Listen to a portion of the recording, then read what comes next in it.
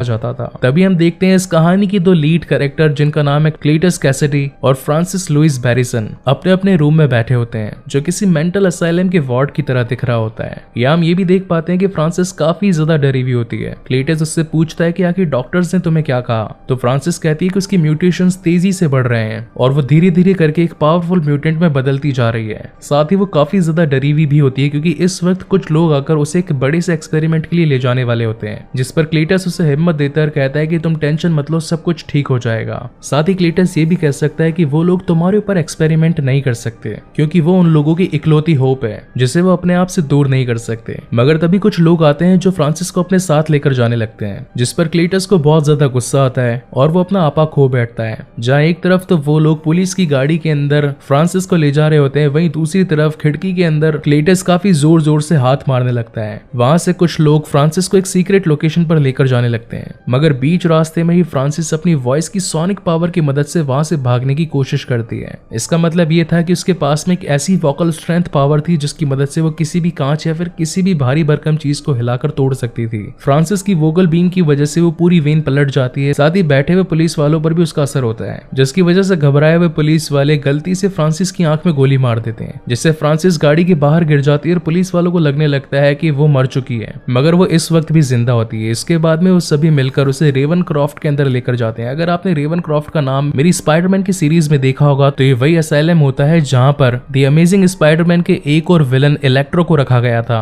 यहाँ पर हम देख पाते हैं कि एक डॉक्टर होती है जो कि फ्रांसिस के ऊपर काफी सारे एक्सपेरिमेंट कर रही होती है। बेसिकली होती तो ये भी कमी नहीं है, मगर इसके बारे में हम आगे बात करेंगे। तभी हम देख पाते हैं कि एक वार्ड बॉय आकर फ्रांसिस को एक न्यूज़पेपर देकर जाता है, जिसके अंदर ये खबर छपी होती है कि क्या क्लीटस कैसिडी को मौत की सजा दे देनी चाहिए। दरअसल क्लीटस कैसिडी एक बहुत ही बड़ा सीरियल किलर होता है और कुछ खास एविडेंस न होने की वजह से उसकी डेथ सेंटेंस बीच में ही रुकी हुई थी। और यहाँ पर सबसे ट्विस्ट वाली बात तो ये होती है कि ये आर्टिकल एडी ब्रॉक ने ही छापा होता है, जहाँ पर डॉक्टर फ्रांसिस से ये कहती है कि क्लीटस जैसे लोगों को तो मौत की सजा दे देनी चाहिए। जहाँ पर अगले सीन में हम देख पाते हैं डिटेक्टिव पैट्रिक को जो कि एडी के साथ में बात कर रहा होता है, जहाँ पर एडी पैट्रिक को ये कहता है कि मुझे क्लीटस से कोई भी लेना देना नहीं है, जिस पर पैट्रिक कहता है कि वो सिर्फ और सिर्फ तुमसे बात करना चाहता है। तो रिप्लाई में एडी कहता है कि आखिर मुझ में ऐसी क्या खास बात है जो वो मुझसे ही बात करना चाहता है। तो पैट्रिक ऐसे कहता है कि जरूर कुछ डेड बॉडी से जुड़ी हुई कुछ खास बातें हैं जो वो तुम्हारे साथ में साझा करना चाहता है, तो जाकर उससे एक बार बात जरूर कर लो। जहाँ पर एक सीन में हम देख पाते हैं कि एडी की बॉडी से वैनम बाहर निकलकर पैट्रिक को खाने ही वाला होता है, मगर तभी एडी उससे रोक लेता है, जिसके बाद में वो दोनों ही एक बाथरूम के अंदर चले जाते हैं, जहाँ पर अंदर बैठकर ये दोनों बातचीत कर रहे होते हैं। लेकिन पास ही मौजूद एक लेडी प्लस पैट्रिक उन दोनों की ये बातें सुन रहे थे, जिनके अंदर वैनम एडी को ये बोलता है कि हमें सिटी के अंदर जाकर सिटी को प्रोटेक्ट करना चाहिए और यहाँ पर बैठकर हम सिर्फ और सिर्फ बातें कर रहे हैं। जहाँ पर नॉर्मली देखा जाए तो वैनम यहाँ पर एडी की बेइज्जती कर रहा होता है और उसे बॉटम फीडर कहकर चढ़ाने लगता है, जिस पर एडी उससे कहता है कि वैनम तुम्हें मेरी रेस्पेक्ट करनी चाहिए, मैं तुम्हारा होस्ट हूँ, कम से कम मेरी इतनी तो इज्जत रखो। जिसके बाद में वैनम या फिर कहें एडी क्लीटस कैसिडी से मिलने के लिए मान जाता है और यहाँ पर अगेन हमें वही वाला सीन दिखाया जाता है जो कि वैनम की फर्स्ट मूवी के पोस्ट क्रेडिट सीन में हमने देखा था, जहाँ पर एक जेल के अंदर एडी ब्रॉक क्लीटस कैसिडी से मिलने के लिए आया होता है। जहाँ पहुंचने के बाद अब उन दोनों के बीच में बातचीत होती है तो एडी उससे पूछता है कि आखिर तुम्हें मुझसे क्या चाहिए, आखिर तुमने मुझे यहाँ पर क्यों बुलाया। तो क्लीटस कहता है कि तुम्हें मेरे फैंस के लिए एक न्यूज को प्रिंट करना है, जिसके बदले में वो उसे एक एक्सक्लूसिव इंटरव्यू देगा, जिस इंटरव्यू में वो एडी को अपने सारे राज बताएगा कि आखिर उसने जितने भी कत्ल किए उनके पीछे का राज क्या था। तो एडी उससे पूछता है कि आखिर इस पूरे काम के लिए मैं ही क्यों। जवाब में क्लीटस कहता है कि आई लाइक यू। जिसके बाद के अंदर क्लीटस उसे एक न्यूज प्रिंट करने के लिए कहता है, जिसके अंदर बेसिकली वही बातें लिखी होती है जो फ्रांसिस ने कुछ दिन पहले ही पढ़ी होती है। जिसके वहां से एडी निकलने लगता है, मगर तभी वहां पर क्लीटस उसे रोक लेता है और उसका ध्यान दीवार पर बनी हुई कुछ आकृतियों पर कर देता है, जिसके अंदर एक कैथेड्रल भी होता है, जिसमें कुछ मैसेजेस भी लिखे हुए होते हैं, जिसमें लिखा हुआ होता है to the Stephen was given between the suffering. वहां पर कुछ ग्रेव्स यानी कि कुछ कब्र भी बनी हुई होती है, जिसे देखकर वहां से एडी निकल जाता है। जाते जाते क्लीटस एडी से कहता है कि मुझे भूल मत जाना। बाहर आते ही पैट्रिक उससे पूछता है कि आखिर अंदर क्लीटस ने तुम्हें क्या बताया, जिस पर एडी उसे कहता है कि अभी तक तो उसने कुछ भी नहीं बताया, मगर मेरी कार्यवाही उस पर जारी है और वैसे भी ऐसी चीजें पता करने में तो थोड़ा टाइम तो लगता ही है। जिसके बाद में वहां से एडी अपनी बाइक पर बैठकर निकल जाता है। अब यहाँ पर वैनम घर पर आकर एडी को दीवार पर बने हुए सारे इंसिडेंट्स या फिर गए तो सारे डायग्राम्स को डिकोड करने में मदद करता है और उसे बीच की एक लोकेशन बताता है जहां पर क्लीटस ने सारी डेड बॉडीज को छुपा कर रखा था। जिसके बाद में नेक्स्ट डे काफी सारे पुलिस ऑफिसर्स उसी लोकेशन पर पहुंचते हैं जहां पर उन्हें काफी सारी डेड बॉडीज मिलती है जिन्हें की क्लीटस ने ही मारा होता है। जिसके बाद में कई दूसरे सारे रिपोर्टर्स आकर एडी से बातचीत करने लगते हैं और उससे पूछते हैं कि क्या क्लीटस से तुम्हारी दोस्ती हो चुकी है जिस वजह से उसने तुम्हें ये सारे राज बताए कि उसने अपने मारी हुई सारी डेड बॉडीज को कहां पर छुपा कर रखा था, क्योंकि उससे अभी तक सिर्फ और सिर्फ तुम ही मिले हो और तुम्हारे मिलने के बाद ही हमें ये सारी इन्फॉर्मेशन मिल पाई है। हालांकि जब ये इंटरव्यू ऑनलाइन टीवी पर आ रहा होता है तो पैट्रिक उसे देखकर काफी ज्यादा गुस्सा होता है, क्योंकि इसके बारे में एडी ने उसे नहीं बताया था और डायरेक्ट इतनी बड़ी खबर देखकर तो उसे शॉक लगना ही था, जहां पर अब सबूत मिल जाने की वजह से क्लेटस को मौत की सजा भी सुना दी जाती है। बेसिकली अब तो ये खबर हर जगह फैल चुकी होती है। साथ ही फ्रांसिस को भी इस खबर के बारे में पता चल जाता है, जिसे पता चलने के बाद तो फ्रांसिस काफी ज्यादा टूट जाती है, जहां पर क्लेटस को भी ये लगने लगता है कि एडी ने उसे धोखा दिया है और इसके लिए वो एडी को दोषी ठहराता है, क्योंकि इस खबर के छपने की वजह से रातों रात एडी फेमस हो जाता है। अब आगे वेनम एडी से कहता है कि हम लोग मिलकर दुश्मनों का खात्मा करेंगे। साथ ही वेनम एडी से ये भी कहता है कि वो मुर्गियां खा कर अब थक चुका है और अब वो इंसान को खाने के लिए बेकरार है, जिसके रिप्लाई में एडी कहता है कि हम ऑलरेडी क्लेटस के केस में उलझे हुए हैं, हमें और कोई रिस्क नहीं लेना चाहिए और अगर किसी भी शख्स की मौत हुई या कोई भी शख्स गायब हो गया तो FBI का सीधा शक हम पर ही जाएगा, इसलिए इस वक्त हम कोई भी मुसीबत मोल नहीं ले सकते। बट अगेन उन दोनों के बीच में तू में स्टार्ट हो जाती है, जहां पर वेनम एडी को गालियां देने लगता है तो वहां पर एडी से कहता है कि प्लीज मेरी रेस्पेक्ट तो किया करो। जहां पर नेक्स्ट सीन में हम देख पाते हैं कि एडी मिलने के लिए मिसेस चैन के पास में जाता है और वहां से वो एक पोल्ट्री फार्म जाता है, जहां पर वेनम आकर सीधा मुर्गियों को खाने लगता है। अब यहाँ से अपनी पेट पूजा कर लेने के बाद में ये दोनों वहां से जा ही रहे होते हैं कि तभी रास्ते में एक गुंडा एक औरत को छेड़ रहा होता है और उससे पैसे लेकर वहां से भागने की कोशिश करता है, जिसमें एडी वेनम को उस फचड़े में ना पड़ने के लिए बोलता है, मगर वेनम उसकी बात नहीं सुनता और वो उस गुंडे को पकड़कर खाने की कोशिश करता है, जहां पर एडी उसे रिक्वेस्ट भी करता है कि प्लीज ऐसा मत करो, जिस पर वेनम उस गुंडे को छोड़ देता है और वहां से अब ये दोनों जाने लगते हैं। तभी अचानक एन का कॉल एडी को आता है और वो उसे मिलने के लिए बुलाती है, जिस पर एडी भी उससे मिलने के लिए राजी हो जाता है, जहां पर अब इन दोनों की मुलाकात होती है। मगर उस वक्त भी वेनम एडी के साथ में अपने अंतर मन में बातें कर रहा होता है, लेकिन कहीं ना कहीं एन को भी ऐसा पता लग ही रहा था कि वो अपने अंतर मन से बात कर रहा है, इसलिए वो उससे पूछती है कि क्या वेनम इस वक्त भी तुम्हारे साथ में है, जिस पर एडी कहता है कि नहीं, वेनम तो मर चुका है। यहाँ पर एन एडी को बताती है कि उसकी और डैन की एंगेजमेंट हो चुकी है। ये देख हालांकि एडी थोड़ा सा इमोशनल तो हो ही जाता है, मगर तभी कहानी में ट्विस्ट तब आता है जब एन एडी से कहती है कि हे वेनम कैसे हो, मैं जानती हूँ कि तुम